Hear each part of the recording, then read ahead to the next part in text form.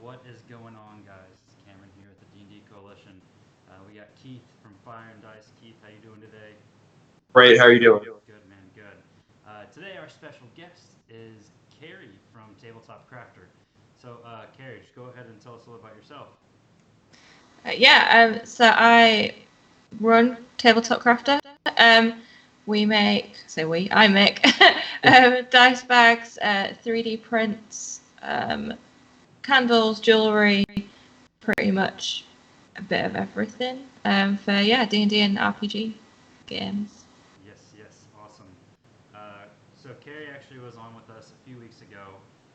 Unfortunately, we had some technical difficulties, so apologize. So this is actually round two, but nonetheless, we're excited to be here to share with you guys. So, Kerry, thank you so much for coming on. Where are you coming? Where are you broadcasting from right now? Near Nottingham in Yorkshire in England. Kind of zooming out for, Okay. people's geography. Yeah, yeah. Were you usually born and raised in England? Yeah. Okay. What time is it over there now? 11 o'clock, 5 past 11 at night. Okay. Well, thank you for staying up so late for us. So, All right. I know last time we were on here, we talked a little bit about your business and the fact that you were actually able to take your hobby of D&D and make it your career. So, kind of tell us a little about that journey of how you made that happen, which is absolutely incredible, by the way. Yeah, so I started the business. Basically, I made a dice bag for my partner, and I just thought this is all right. People might like it. So I kind of put a few examples together, made an Etsy account, and made a social media, and it just started from there really. And for the first, I guess, half a year or towards a year, it was quite slow. I didn't put as much time as I would want into it because I was working a job at the same time. Um, I did a couple of conventions. I did Aircon in Harrogate, which was a big one for me. But then um, around, I think it was August last year, I quit having a full time job and I just took the risk and decided to try and do this full time. Uh, and luckily it worked. I'm still doing it now. Yeah, full time. That's absolutely awesome. Uh, so, the whole Etsy realm, so this was last August, you said? Yeah, where I decided to go just full time with it. Yeah. Okay, awesome. For people out there that don't know, explain a little bit how Etsy works. Because I know I've actually got a friend that does some stuff on Etsy. She sells art. I know she makes like some dice trays, things like that. But explain to me how Etsy works. Okay, so you have listings. So you do all the things like taking pictures and writing all of the copywriting for it or the description. Post it up. You work out your pricing, and then postage and put it all up there. And basically, people can just search like Dungeons and Dragons, and they'll find on their search a load of different items from various handmade and crafters. I don't know the word crafters. There we go. It'll come up, and you can kind of just search through it. And as a seller, um, Etsy does take fees from it, Is but just a percentage off the top?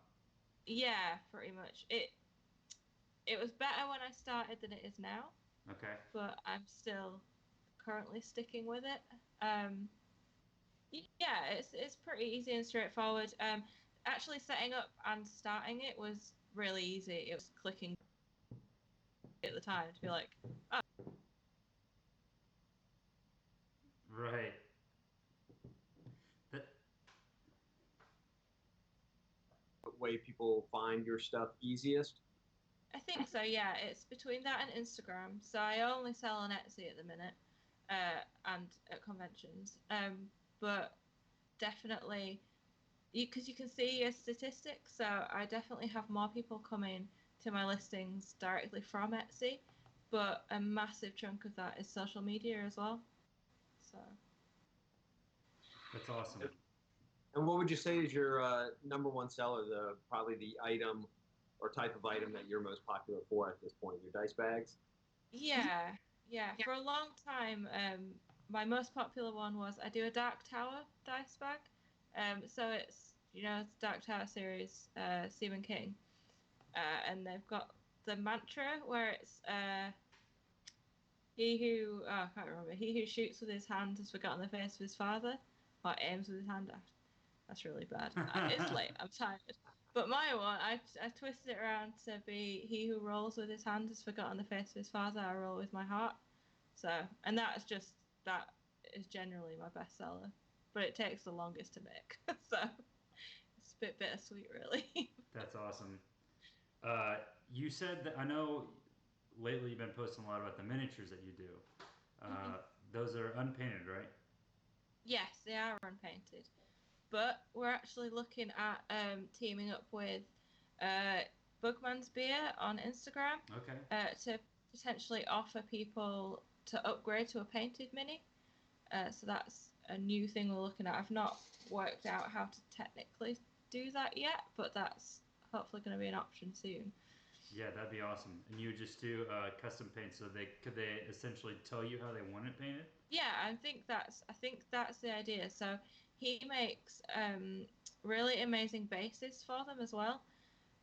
So I think that would be an option there as well. So I sent him a 3D printed fire elemental that was done in clear orange resin.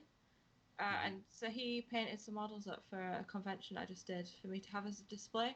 And he put an LED inside the fire elemental so it lights up and it's on like a lava base. That's awesome. So I think that kind of thing might be an option as well. Early days at the minute, but I think that'd be great because I think a base adds so much to a miniature, especially if you're going to display it. I mean, bases are good for the tabletop too as well, especially for the smaller ones that are designed. But yeah, if you're displaying it, bases add so much. Yeah. He did one of the characters from our Crit It and Hit It live stream game. He did my Amy model on a base, but put a magnet on her, so she can come off of the big display base. It's probably about that big, the actual base. But you can take her off and then use her on the battle mat and then put her back on for display. That's pretty awesome. That's well, yeah. So I was gonna ask, what do you? So I know you play D&D, but you also DM, correct? Yep, I do. Okay, tell us a little about that. What now? I know you do a little bit of streaming on the side too, so kind of like give me the rundown of all the games that you play and the ones that you run. Oh, okay. So I'll start with the live stream. That's Crit It and Hit It, and the whole. So basically, I put that live stream together. I kind of thought it would be really fun to have some people who have independent handmade businesses get D&D on a stream. So I went to a few people I've been interacting with quite a lot, and also Drew Murray, who is a professional DM. I kind of went to him and asked, would you mind doing it?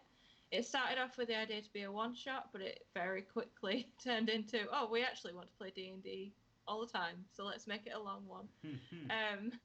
So we play that every other Friday. We've played the Friday just gone, so it then gets uploaded onto YouTube. So it's on Twitch, and then it gets uploaded onto Master Tier Gaming's YouTube channel. I don't think last week's episode is on yet. And we've done about 12 episodes of that now. And I'm a player in that one. And I also play a game where I'm a gunslinger, level 16, which is awesome. I love high level play. It's just the best. And what else do I do? How long has that group been together for? Yeah. That group has been playing, I think, for about 2 years. I've been in it for about 1.5 years. So I came in at level 6. And that's a game that my partner was playing before we met. And then I was blanking for some reason. Oh yeah, I have Saturday games where I play it in person, and I play a lawful evil character, and she is just, I mean, she's super evil. She's really fun to play. She wants to be Queen of Hell, basically. And DMing, I run Curse of Strahd, and I'm about to run. I'm currently planning first session of Ghost of Saltmarsh. Oh, when are you starting that one? It will be, I think, Sunday. This coming Sunday. Yeah, we're supposed to start. I'm going to start DM and Ghost of Saltmarsh. Hopefully next weekend is what we're shooting for. So yeah, I'm excited about that one. That one should be good. Yeah, it's a good one. Get to do pirates and seafaring and yeah. That is pretty badass. And I haven't actually had a chance to read that module yet. There's basically rules in there for how to pilot a ship and how to run a ship, isn't there? Yeah. That is pretty And I sweet. think it's for the ships too, correct? Mm. And what for the ships? What's that? Oh, stats for the ship. Yeah, stats for the ship. So yeah, you can obviously destroy them, sink them, stuff like that. So yeah, it's got a lot to it. And then I think they had mentioned it on the last podcast how they have underwater fighting mechanics and stuff like that. So it's pretty interesting. That'd be awesome. I was able to play in one game where it was kind of seafaring-ish. It was just a little wonky because like half it was underwater, and I think some of the underwater rules for D&D are ridiculous. Like the fact that you can hold your breath. We talked about last episode actually, how you can hold your breath for like 6 minutes or whatever your Constitution modifier is. So it was really neat, and it was a nice change of pace. But just like the realism, I guess, was kind of taken out of it. But I don't know. I actually just wrote a module for Jeff Stevens that was published in his most recent one that he came out with is Encounters in the Savage Seas 3. So it's actually the free one, the free tool set that he came out with recently. So I'm planning on doing a post about it here soon on Instagram. So Very cool. Where can you get that then? so that's actually on DM's Guild on RPG Drive-Thru. Mm-hmm. It's a pay what you want, so you can basically go there. I'll put the link in my bio at some point. But basically, you can pay what you want. You can pay nothing. You can pay $1. You can pay $2, whatever, and then you can download it. So he does. There's a lot of those different types of modules on there. Are either of you familiar with DM's Guild or RPG Drive-Thru? Yeah. Okay. Yeah. So it's Jeff Stevens is the one that comes out with a lot of those guys. But nonetheless, it was cool because it was my first time getting paid to write a D&D module. So that was very exciting. That's awesome. Very cool. Yeah. So, Kerry, now I know we're kind of bouncing around a little bit, but how did you even get brought up into playing D&D in the first place? Is this something that you've done forever? Is it something that like you started semi-recently? Because obviously you took a huge transition from working a regular job, 9-to-5 job, to now being an entrepreneur within the community, which is insane. Yeah. It pretty much started just as suddenly as the business stuff. Like I didn't really have any exposure to it for most of my life. I didn't really I knew of it, but nothing about it. Right. Until 2 years ago, where I met my now partner. He played D&D and he was really into D&D, and I wanted to impress him before we were going out. So I kind of asked him a lot of questions about it, and I wrote a piece of fan fiction about his campaign that he was currently playing in. And then I got brought into that campaign as a permanent character, using that fan fiction I wrote as my character's backstory into the game we both play now still. And yeah, so I've been playing it for probably about 2 years, a little bit less than. What group? What character do you play in that campaign? That's my gunslinger. Oh, that's is a my gunslinger. level Okay. 60. Yeah. Highwaywoman. So 5 was your first experience then? What was that? Sorry. 5th edition was your first experience? Yeah. Oh, yeah. Okay. Oh, that's good. So then, how did that evolve from you just writing up some fan fiction, playing a little bit of D&D with your boyfriend? How did that evolve into you just like diving headfirst into this community? I mean, it's kind of just what I do. I get an idea and then I just do it no matter what. Like even if it seems like almost impossible. Um, and that's just kind of what it was. I just thought I want to try this. I want to try work for myself. I've always thought I'd prefer working for myself. I used to want to be a writer, so I did creative writing at university, and my goal was to be a writer and run workshops and work for myself. Um, and I just didn't end up going down that route eventually. And then after being in a normal job for, I said normal, in like a 9 to 5 job for several years, it's kind of like it's really not for me. So I decided to jump, really.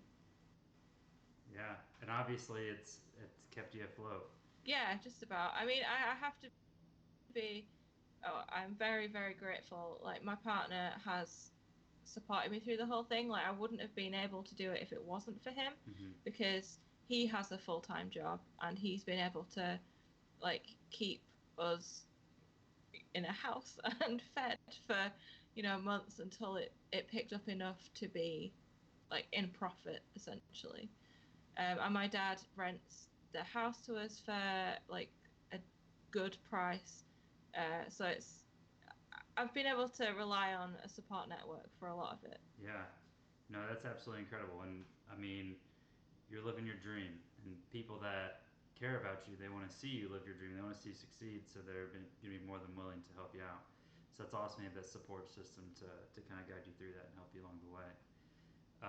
If you had to give one piece of advice to any person out there seeking to make D&D either their full-time job, make a supplement their income, whatever, what would you recommend for where they start? Start. I think do something that you love. So I started with the Dark Tower one because Stephen King is like my favorite author. Um, and I was playing a gunslinger, and it spoke to me as well. So if it had have failed, I would have still made something that made me happy and that Right. I could keep and use, and it's why I use fabrics now that are from a lot of my favorite fandoms, because if you're not like loving the things that you're making, then it just turns back into a job, like the 9 to 5 job. So I think it's important to just make sure in all aspects it's something you can relate to and that you love, basically. Yeah. Now, where has social media tied in with all of this? Obviously, you've used it as a large marketing platform, uh, but I mean, I've seen the way you've talked and engaged with your followers. I mean, you've got fans out there that absolutely love you. I mean, you guys just did the convention.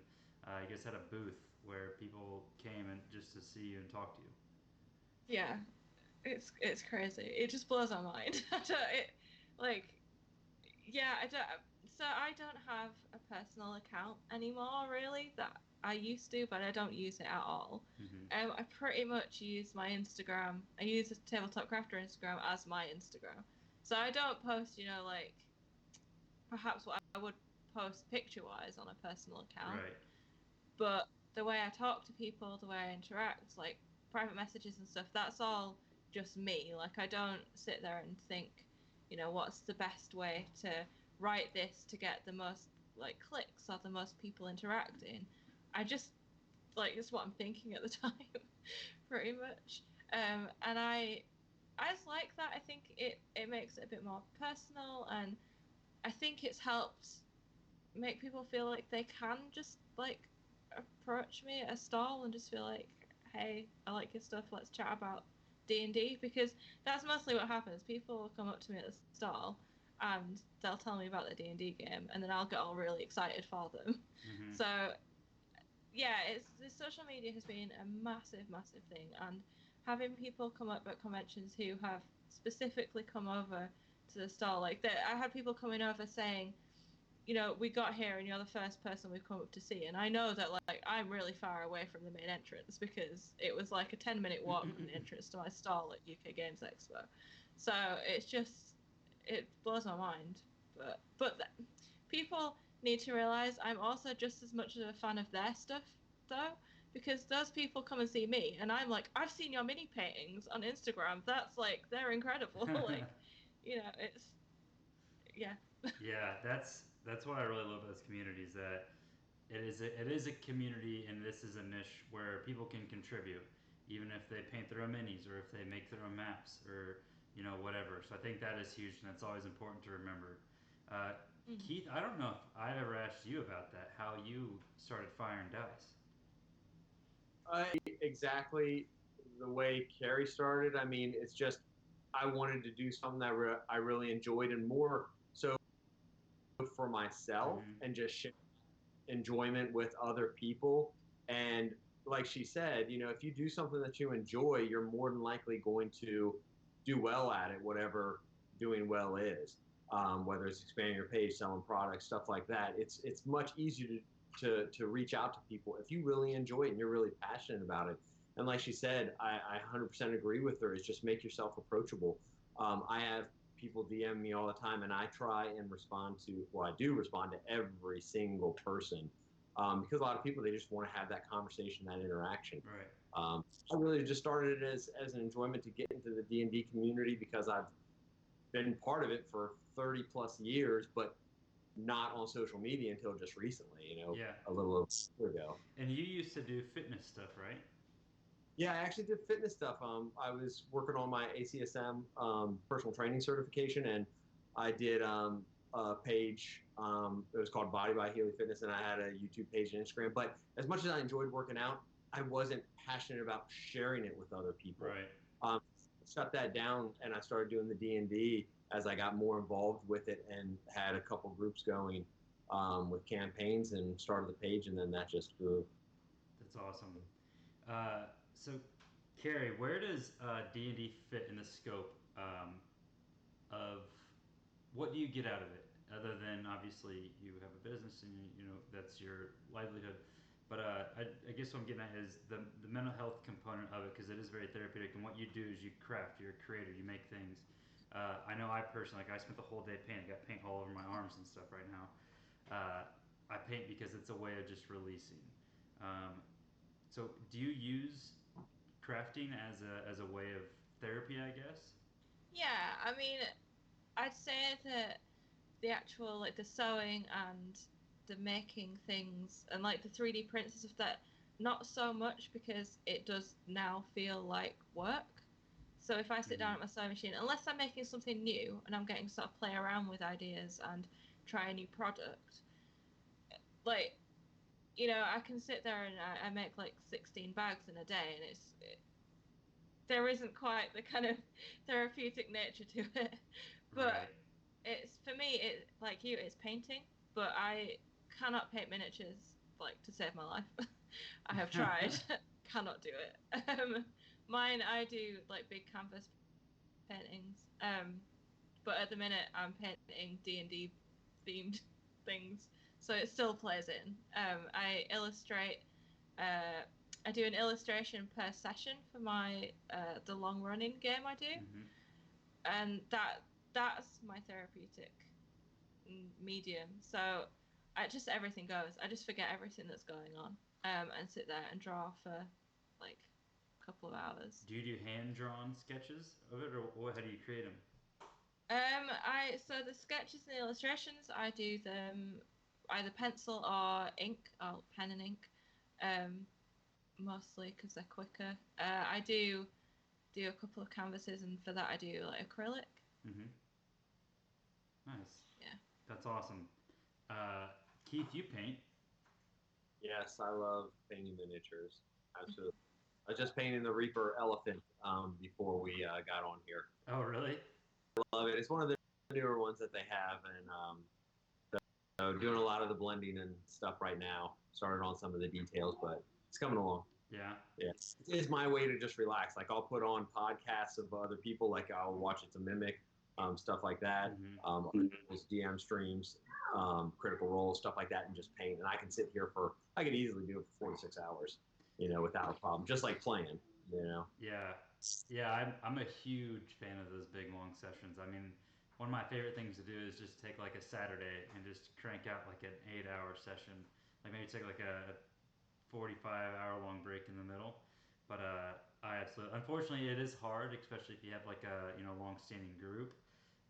Getting 6 people for their schedules to line up and take away times from their families and things like that. But I absolutely love those long sessions. Those are super fun. I don't know how you do it playing in so many different sessions. How many total do you have?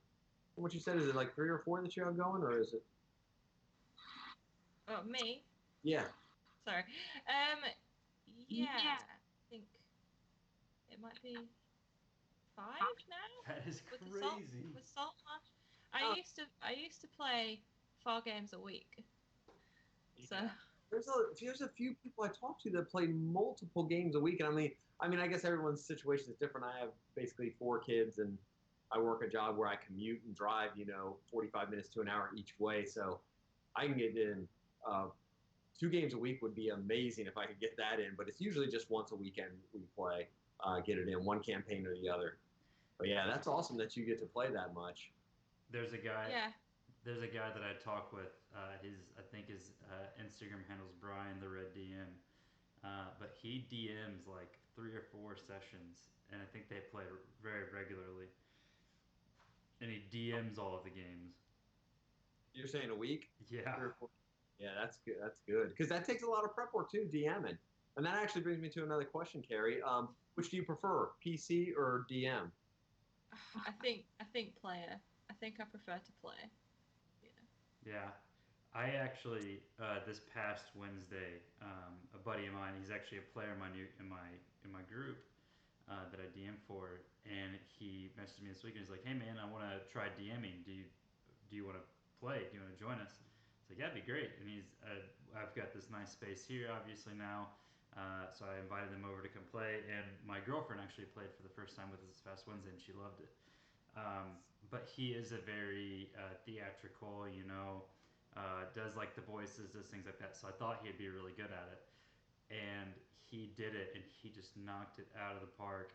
And it was a D&D experience that I haven't had in a long time, but it was really fun, and it made me really excited to play a campaign again, like that.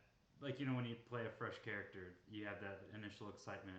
I guess I just haven't had that in a long time, but it totally sparked my fire again for wanting to play again. And the fact that my girlfriend enjoyed playing too just made all the difference. So now it's something I think we're going to do maybe every week, every other week. But it was really cool.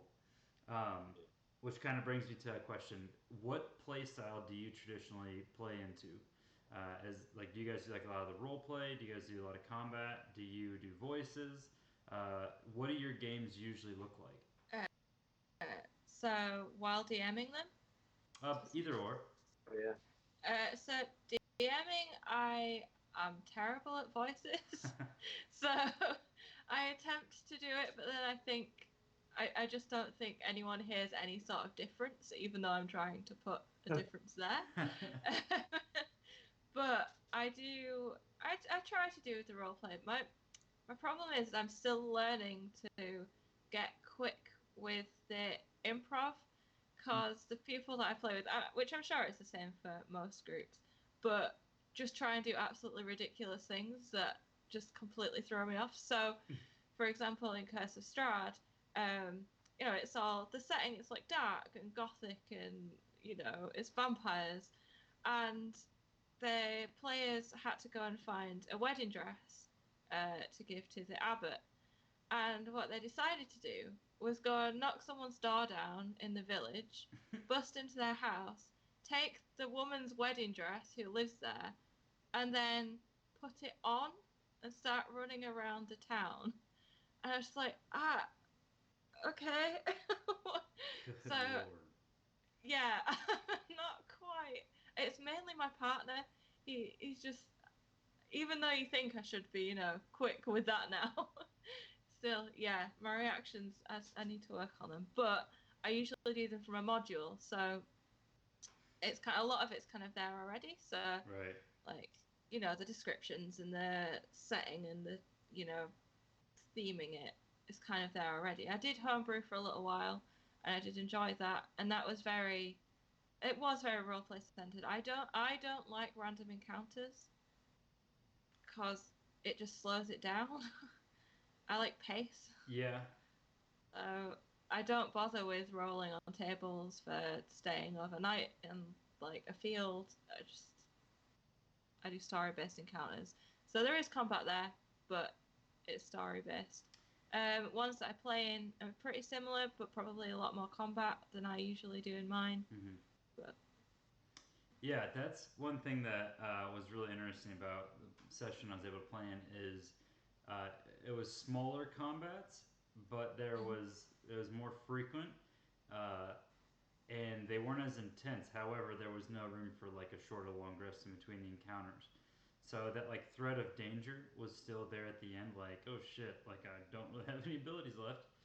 Uh, but they were all very story based, just like you mentioned, and it just made the whole session go by that much faster because everybody's engaged all the time. Um, but it was interesting how it made it all really kind of flow together that much better, that much easier, and everybody like visibly looked like they're having more fun at the table, which was great. That's the other great thing about D&D is you can go and play in one campaign where it is 80 role play, and then flip to another campaign where it's 80-20, the opposite direction, where it's mostly fighting.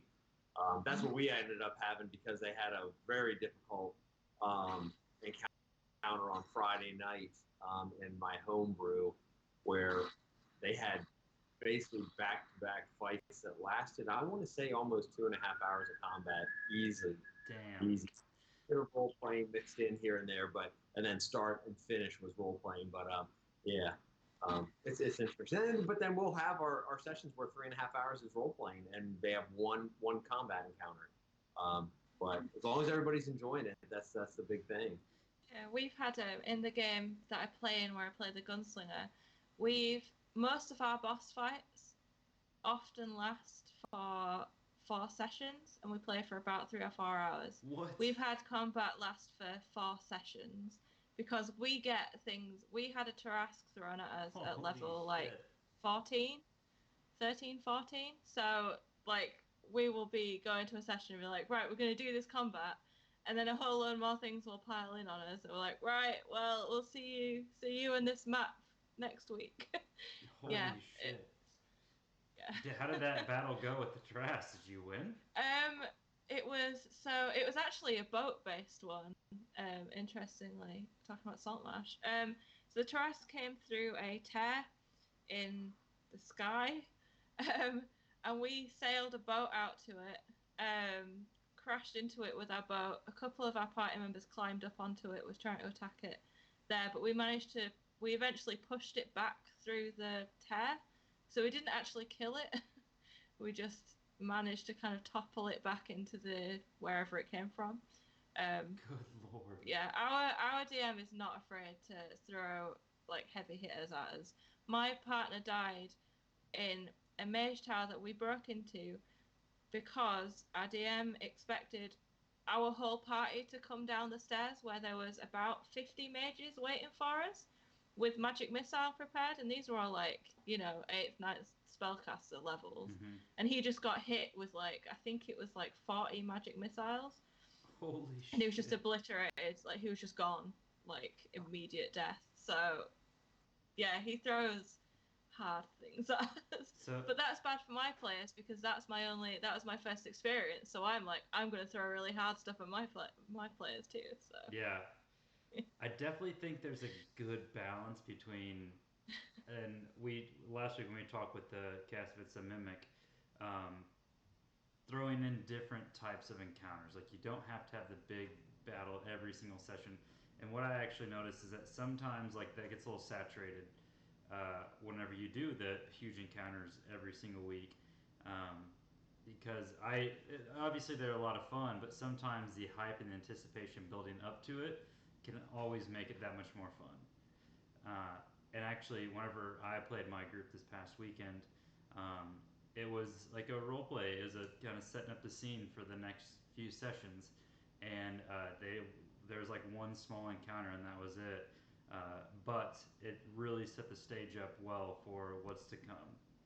Uh, but I really like that you said that you do a lot of story-based encounters.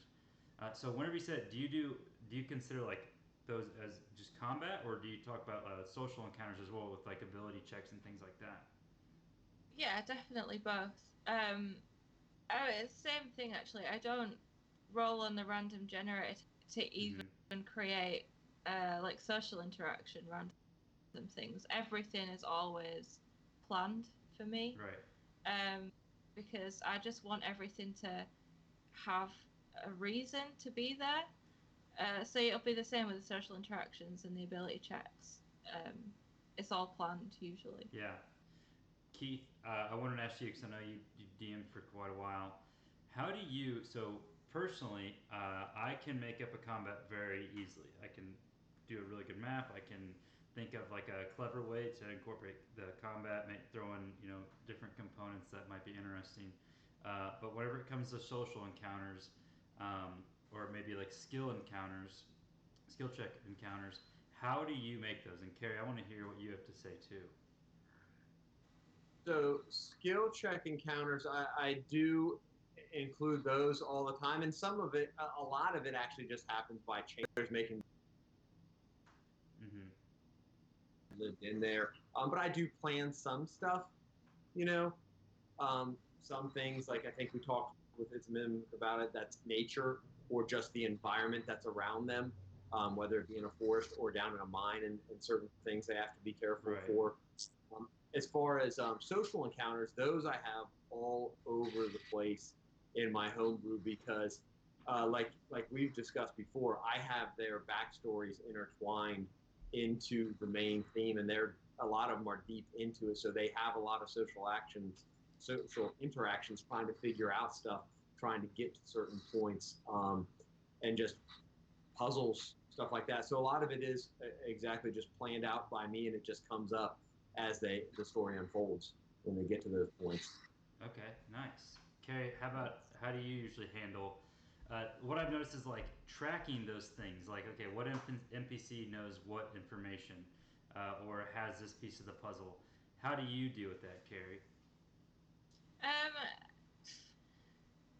at the minute, because I'm playing through modules, um, luckily a lot of it is kind of given to you. It Mm-hmm. tells you, this person knows this stuff. But what I struggle with is when players aren't asking like the right questions. Right. Like, not saying they're wrong questions, but but it's like, well, this guy has like a really important piece of information, but you're about to just miss it if you don't even ask this question. Um, that's when I'll usually kind of throw in, like intelligence checks and stuff, just to be like, come on, your character can piece it together. Yeah, yeah. Um, but in terms of what people know, sometimes I think I do actually probably give away more than a character usually would, or I often get like caught up in the role play of it where I have to stop and be like, oh wait, you should probably roll for persuasion on that. Yeah, Like, yeah. but sometimes I do think it's better to forgo the ability checks if you've got someone in the flow and in a moment and in character. It's more important to keep that going rather than making them test whether they're succeeding or not. Because sometimes, if they can word things that eloquently, then like maybe they just have done it. Right. Why do they need to roll to check? Yeah, and a lot of times, like, I will, if a character asks the right questions and they're doing all the right things, and they're doing it in a manner that seems appropriate for the situation, like I'll give it to them just because it's really, unless it's something that's really critical to the storyline that they don't know, then usually I'll be pretty generous with things like that.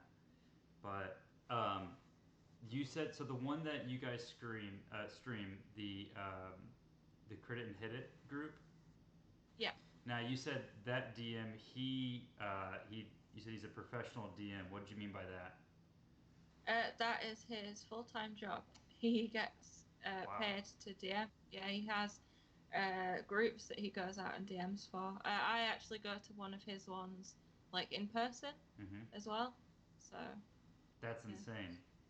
How did he started doing that? He just put in some type of ad out or something like that. I'm not actually sure. I don't. He probably has told me. I think he started off in acting. He did beforehand, and then kind of realized that he could maybe do something with that and D, and then I think he just started advertising, looking for groups. He does a few big events, like local events. Mm-hmm. I know he's got one coming up in Bradford, like a literacy festival. Yeah. That's I did awesome. actually. Kerry, you've heard of Craigslist, right? Yeah. You guys have Craigslist, Kerry? Is that international? We do. I don't think it's used I though. saw someone that actually had an ad. My friend technically sent me the link, and someone did advertise DM. I think he was charging like, I don't know, 25 or $30 a session to DM for people. That's pretty sweet. I could thought of that. Yeah, I'd never have given that a thought either. I mean, I guess that would be pretty cool.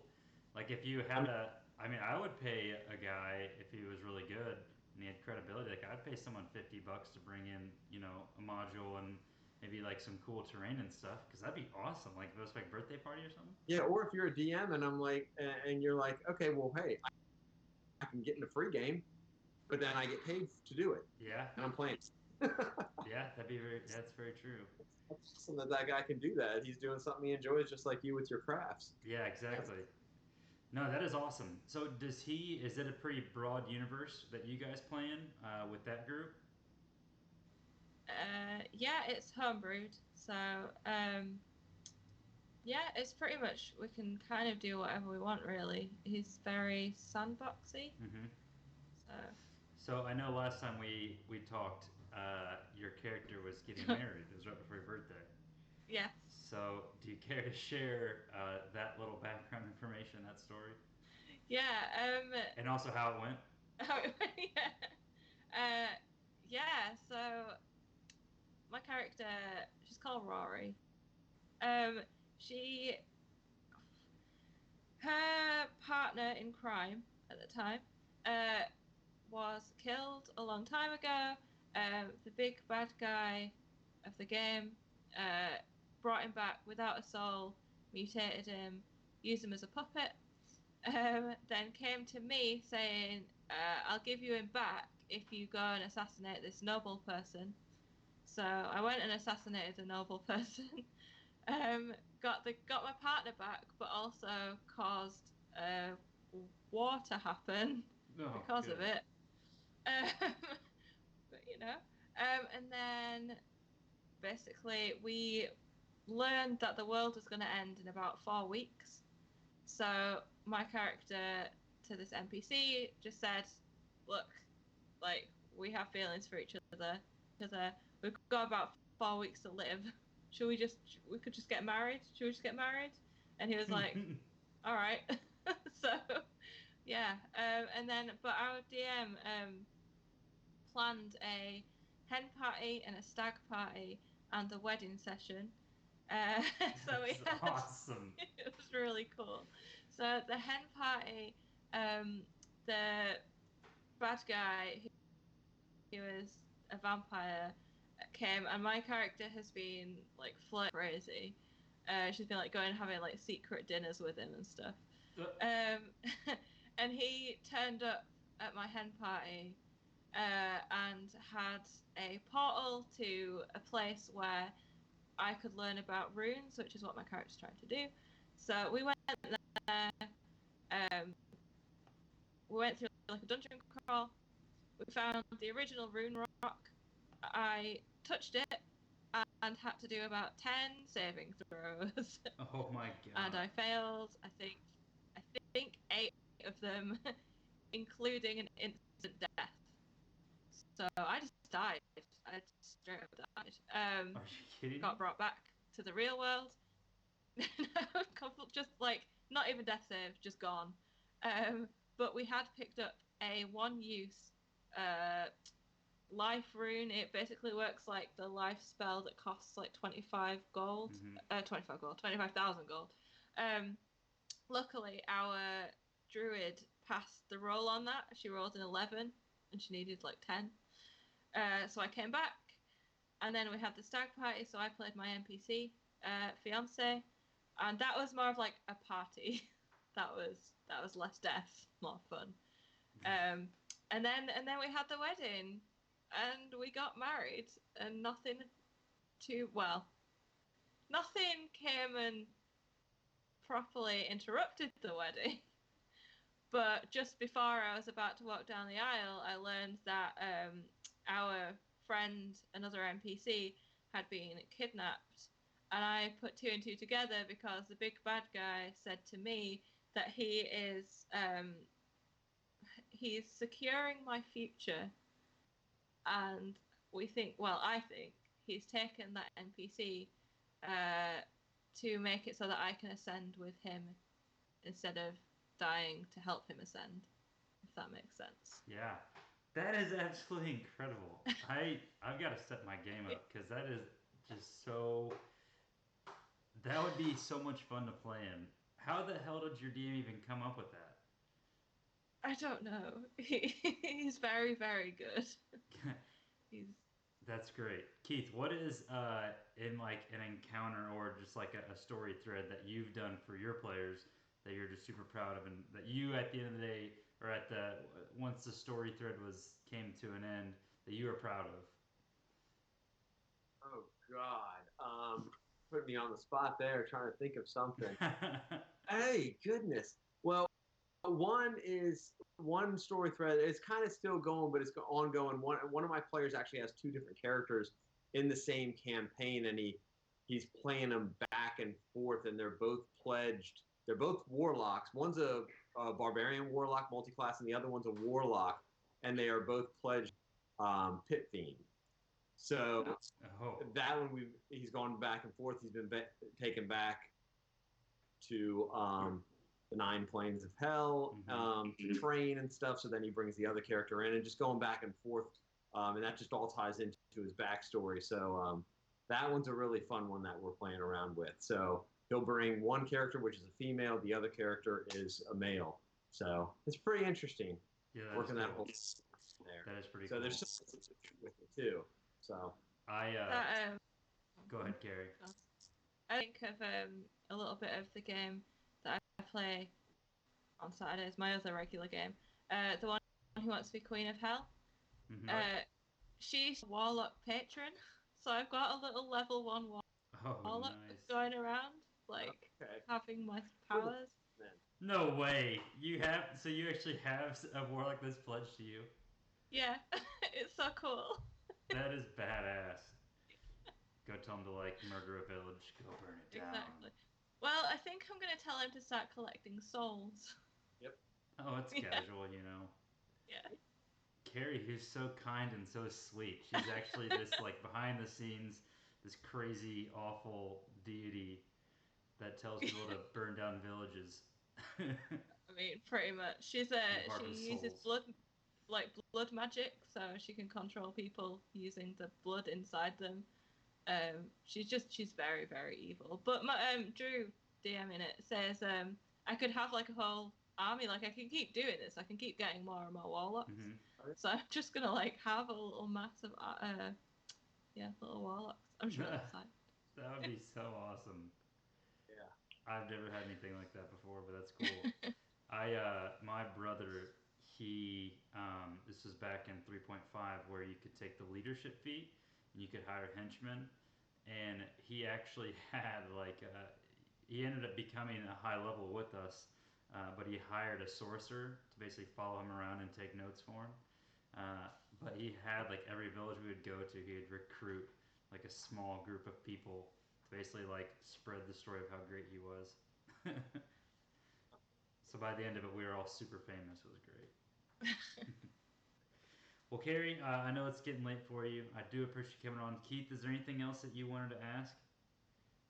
Now, if you just want to talk about your Etsy page where people can find you on Etsy, and I think you have a Facebook as well, correct? Yes, I do. I don't use the Facebook as much as I should, but I do occasionally post on there, and it does exist. And I'll reply to messages and comments. So, yeah, that's just Tabletop Crafter on Facebook. It's the same with Instagram as well, just at Tabletop Crafter. I'm doing a competition at the minute on Instagram to name our new mascot. It's a big purple sloth. I don't know if it's in shot on. It's slightly off, but you can grab it if it's within reach. No, it's across the room. Basically, you need to give him a name, and if your name is the one I pick, then you win a set of dice, essentially. And then on Etsy, it's just Tabletop Crafter. So I think it's etsy.com/shop/Tabletop Crafter. And I do have it in the description down this way. So you can see it at Tabletop Crafter and then etsy.com/shop/Tabletop Crafter. So I think Keith or Kerry, do you have anything coming up that I know you just were at the was it a Comic Con or was it? It was Games Expo. Games Expo. So it was a bit more focused on board games and RPGs. Okay. Are you going to be doing anything like that again anytime soon? Not anytime soon. My next one is at the end of August, and that's Tabletop Scotland. Okay. Ooh. Awesome. And then Keith, what about you? What do you got going on right now? Right now, just DMing, doing the usual stuff, getting ready to plan for Gen Con. As I was talking, we were chatting beforehand. Gen Con's coming up in, what is it? Probably about just under 8 weeks to go. Yeah. Con Indianapolis, so I'm excited about that. Critical Role is going to be there. They're going to do a live show from there. Joe Manganiello, lots of the Hero Forge and Dwarven Forge. A lot of those people are going to be there, so I'm really looking forward to it. And we've actually got, I think, 5 of us that I play with are going. So we've got a whole group that's going. That's going to be interesting. It's going to be a lot of fun. Are you guys driving and staying in a hotel? We are actually going to drive, yes, and we're going to stay in a hotel. We probably have to either get 2 rooms or I was trying to look at suites. Mm-hmm. So see what happens. Nice. But stuff is booked up, like right centralized. It's already been booked up. Yeah. It's crazy. People are jumping on everything there. Yeah, it is nuts. I actually was just talking with my dad about buying tickets because I grew up about an hour and a half away from Indianapolis, so it wouldn't be too bad of a drive. Let me know. We can squeeze you in the room if you get the badge and get your trip there. Yeah. Stay with us. Absolutely. Well, we'll definitely have to talk about that because I think I'm gonna have to just suck it up and buy the plane tickets. So yeah, but it should be fun. It will be. Well, guys, thank you so much for joining me. Kerry, thank you so much for taking the time to stay up late and come on here and chat with us.